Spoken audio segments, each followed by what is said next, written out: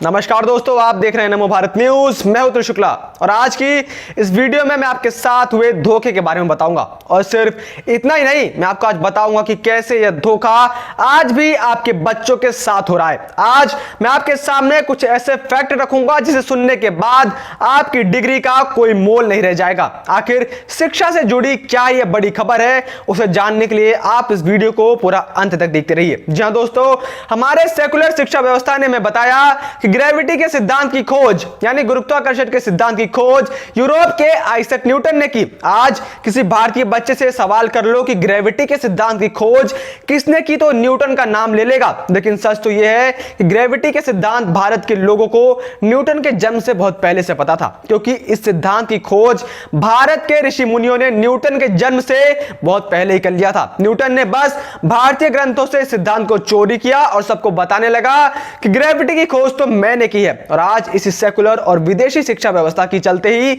आज हम लोग आयुर्वेद तक को नहीं जानते हैं। आज की हमारी जनरेशन आयुर्वेद की महिमा से भी वंचित है और इसी विदेशी शिक्षा की वजह से हमारी युवा पीढ़ी के अंदर एलोपैथ का महिमा मंडन इतना ज्यादा करा गया कि आजकल के हमारे बच्चे आयुर्वेद को घास फूस वाली साइंस कहते हैं। और आप इस समय की विडंबना को देखिए कि दोस्तों, इतने सालों तक अंग्रेजों ने हम पर राज किया और हम 1947 में आजाद तो हो गए थे, लेकिन आजादी के इतने साल हो गए लेकिन हम आजाद होकर भी आजाद नहीं है। हमारा दिमाग आज भी पश्चिमी सभ्यता का ही गुलाम है। अंग्रेजों का कोई भी कार्य या कहें पर हम झट से यकीन कर लेते हैं। वहीं जब ऋषि कनाद जैसे लोगों पर भरोसा करने की बात आती है तो हम अपना पल्ला झाड़ लेते हैं। हम न्यूटन को जानते हैं, स्वामी ज्येष्ठ देव को नहीं। क्या आप न्यूटन को जानते हैं?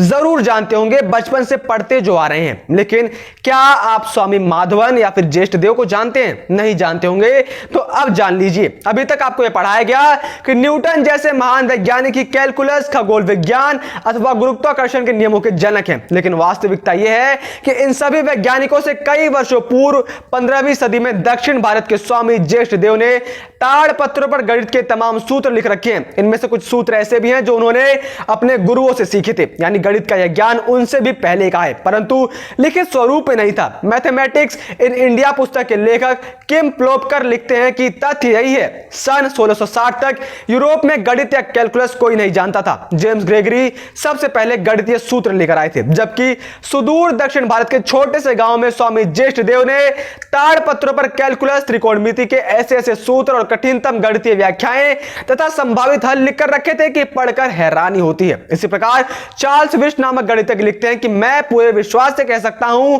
कि शून्य और अनंत की गणितीय श्रृंखला का उद्गम स्थल केरल का मालबार क्षेत्र है। स्वामी ज्येष्ठ देव द्वारा लिखे गए इस ग्रंथ का नाम है युक्ति भाष्य, जिसके 15 अध्याय हैं और सैकड़ों पृष्ठ हैं। यह पूरा ग्रंथ वास्तव में 14वीं शताब्दी में भारत के गणितीय ज्ञान का एक संकलन है, जिसमें संगम ग्राम के तत्कालीन प्रसिद्ध गणितज्ञ स्वामी माधवन की टीम ने तैयार किया है। स्वामी माधवन का यह कार्य समय की धूल में दब ही जाता यदि स्वामी ज्येष्ठ देव जैसे शिष्यों ने उसे ताड़ पत्रों पर उस समय की द्रविड़ भाषा, जो आज के समय में मलयालम है, में न लिखा होता। ठीक उसी प्रकार से ग्रेविटी के खोज का श्रेय न्यूटन को दिया जाता है, लेकिन ग्रेविटी की खोज ऋषि कनाद ने न्यूटन के जन्म से बहुत पहले ही कर ली थी और उन्होंने बाकायदा संस्कृत में ग्रेविटी के सिद्धांत के बारे में भी लिखा था। न्यूटन का जन्म तो 1642 में हुआ था, उससे पहले से भारतीय ग्रंथों में ग्रेविटी का जिक्र था। ऋषि कनाद तो जीसस के जन्म से भी पहले ग्रेविटी की खोज करके अपने लिपियों में लिख चुके थे, यानी न्यूटन के जन्म से भी 1500 साल से ज्यादा पहले ही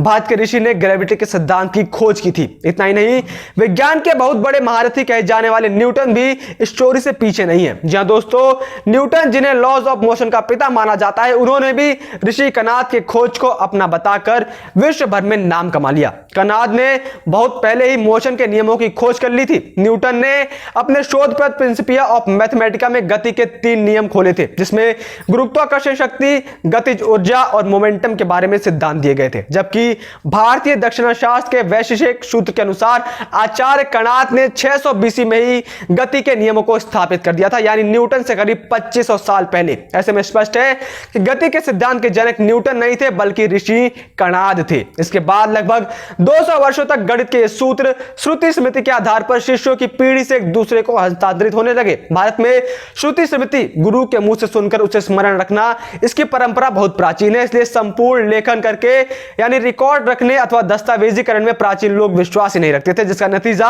हमें आज भुगतना पड़ रहा है कि हमारे प्राचीन ग्रंथों ग्रंथों में संस्कृत भाषा के छिपे हुए कई रहस्य आज हमें पश्चिम का आविष्कार कहकर परोसा जा रहा है। जॉर्ज टाउन बीबी के प्रोफेसर होमर वाइट लिखते हैं कि संभवतः 15वीं सदी का गणित का यह ज्ञान धीरे धीरे इसलिए खो गया क्योंकि कठिन गणितीय गणनाओं का अधिकांश उपयोग खगोल विज्ञान एवं नक्षत्रों की गति इत्यादि के लिए होता था। सामान्य जनता के लिए यह अधिक उपयोगी नहीं था। इसके अलावा जब भारत के उन ऋषियों ने दशमलव के बाद 11 अंकों तक की गणना एकदम सटीक निकाल ली थी तो गणितज्ञों के करने के लिए कुछ बचा ही नहीं था। देशदेव लिखित इस ज्ञान के लगभग लुप्त प्राय होने के 100 वर्षों के बाद पश्चिमी विद्वानों ने इसका अभ्यास 1700 से 1830 के बीच किया। चार्ल्स विश ने युक्ति भाषा से संबंधित अपना एक paper Royal Asiatic Society of Great Britain and Ireland की पत्रिका में छपवाया। Charles Whish East India Company के मालाबार क्षेत्र में काम करते थे, जो आगे चलकर जज भी बने। लेकिन साथ ही समय मिलने पर चार्ल्स विश ने भारतीय ग्रंथों का वाचन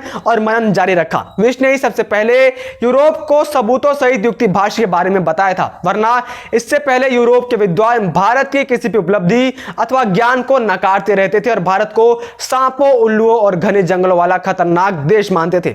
ईस्ट इंडिया कंपनी के एक और वरिष्ठ कर्मचारी जॉन वारेन ने एक जगह लिखा है कि हिंदुओं का ज्यामितीय और खगोलीय ज्ञान अद्भुत था। यहां तक कि ठेठ ग्रामीण इलाकों के अनपढ़ व्यक्ति को मैंने कई कठिन गणनाएं मुंह जबानी करते हुए देखा है। स्वाभाविक है कि अब पढ़कर आपको झटका तो लगा ही होगा, परंतु आपका दिल सरलता से इस सत्य को स्वीकार करेगा नहीं, क्योंकि हमारी आदतें हो गई है कि जो पुस्तकों में लिखा है, जो इतिहास में लिखा है अथवा जो पिछले 100-2 वर्षों में पढ़ाया गया है, केवल उसी पर विश्वास किया जाए। हमने कभी भी यह सवाल नहीं पूछा कि पिछले 200 या 300 वर्षों में भारत पर किसका शासन था, किताबें किसने लिखी, झूठा इतिहास किसने सुनाया, किसने हमसे हमारी संस्कृति छीन ली, किसने हमारे प्राचीन ज्ञान को हमसे छिपा कर रखा। लेकिन एक बात ध्यान में रखें कि पश्चिमी देशों द्वारा अंग्रेजी में लिखा हुआ भारत का इतिहास, संस्कृति हमेशा सच ही हो यह जरूरी नहीं है। आज भी ब्रिटिशों के पाले हुए पिट्ठू भारत के कई विश्वविद्यालयों में अपनी गुलामी की सेवाएं अनवरत दे रहे हैं। सोचिए, क्या भारत के प्रथम शिक्षा मंत्री जो अरब में जन्मे एक मुसलमान थे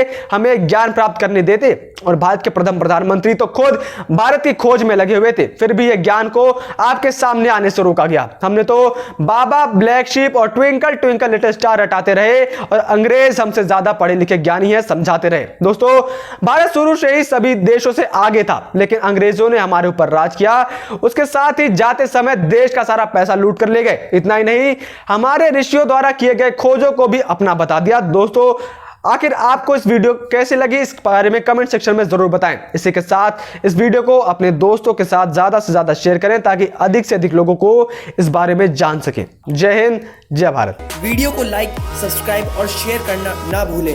अपने विचारों को कमेंट बॉक्स में लिखकर हम तक जरूर पहुंचाइए।